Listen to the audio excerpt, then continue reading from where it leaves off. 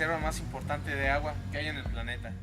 En México, su utilización data de varias décadas atrás, y es por eso que cada día la presión sobre este recurso aumenta, al disminuir la oferta superficial.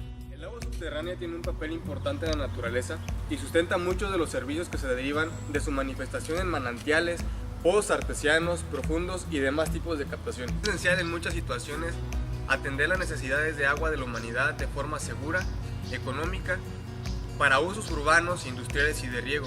Y es importante entender que es un recurso limitado y también vulnerable que debe de ser gestionado para hacerlo sostenible. El uso racional de las aguas subterráneas y la gestión sostenible de los acuíferos se basa en conocer el sistema hidrogeológico, el cual se logra mediante la combinación de tareas de exploración e investigación que permiten obtener, refinar y validar los modelos hidrológicos, que explican sus propiedades físicas, las relaciones con el agua superficial, los mecanismos de recarga y descarga y los procesos químicos que condicionan la calidad del agua. Todo pozo tiene en principio un carácter exploratorio. Eso es por medio de las exploraciones directas o pozos exploratorios. Se obtienen datos hidrogeológicos en un sitio dado. Estos pueden ser como la estratigrafía y litología, localización y características de acuíferos, niveles y calidad de agua subterránea, etc. Los objetivos de la exploración pueden ser muy variados. Pueden ser prospección o evaluación geohidrológica, captación de agua subterránea, estudio de la inyección de contaminantes al subsuelo o inclusive de la contaminación de un acuífero. ¿En qué consiste una perforación exploratoria? Bueno, las perforaciones exploratorias son un método muy seguro para conocer las características de las formaciones que yacen por debajo de la superficie del terreno.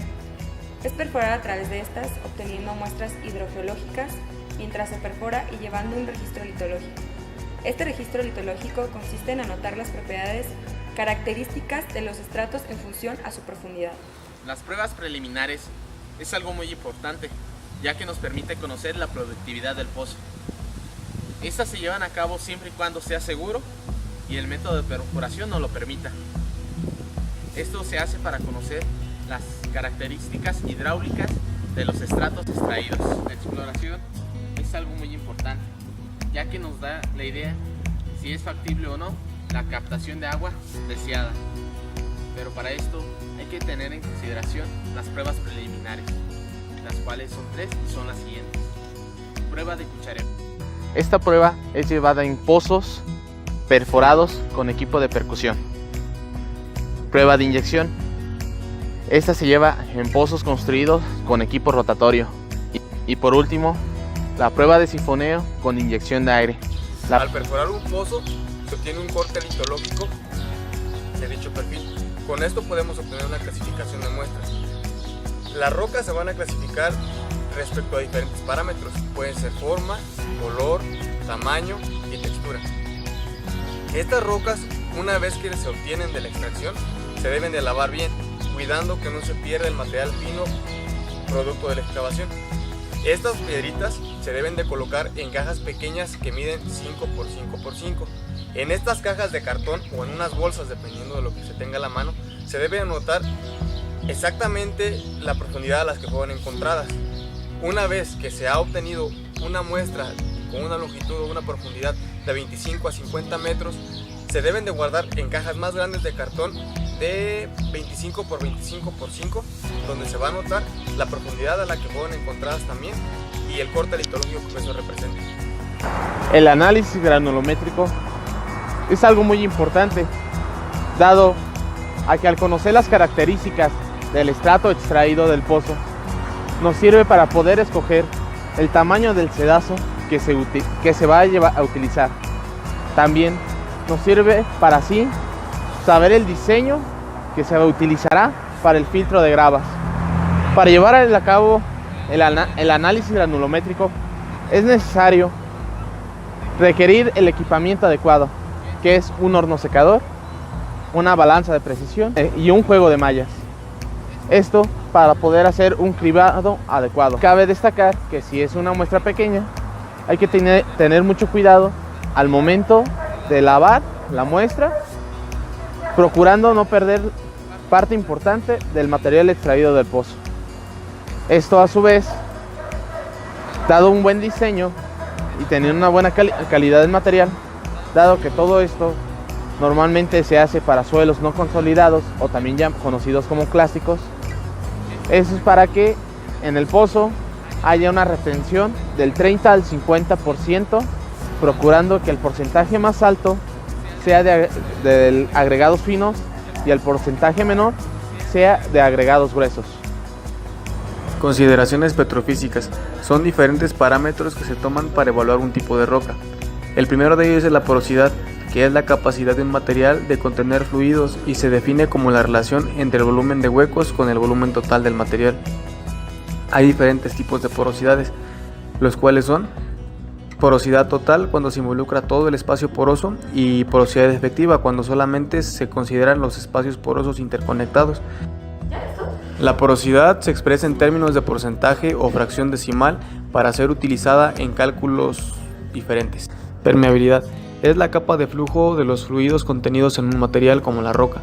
Esto se relaciona a algunos tipos de curvas de registros y a parámetros derivados de estos mismos. El valor de permeabilidad puede estimarse con aceptable aproximación en medios granulares relativamente uniformes y solamente después de que las relaciones empíricas hayan quedado claramente entendidas. La saturación de fluido, que es otro parámetro, es la relación entre el volumen de fluido en los poros con el volumen total de poros.